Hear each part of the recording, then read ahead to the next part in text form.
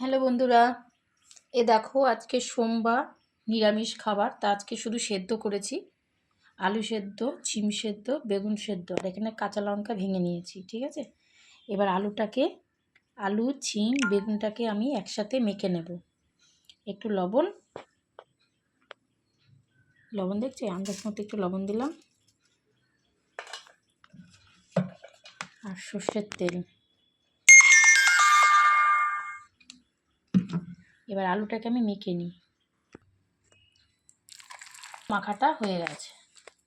ওকে বন্ধুরা, তো আমার সিম বেগুন আলু মাখাটা একসাথে মেখে নিলাম, তিনটে সুন্দর মাখাটা হয়ে গেছে।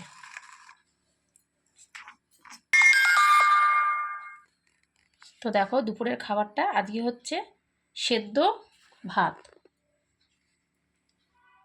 যতটা মাখা তার থেকে কম ভাত। ঠিক আছে, তো টাটা বন্ধুরা, আজকে দুপুরে নিরামিষ খাবারটা শুধু সেদ্ধ। বাই।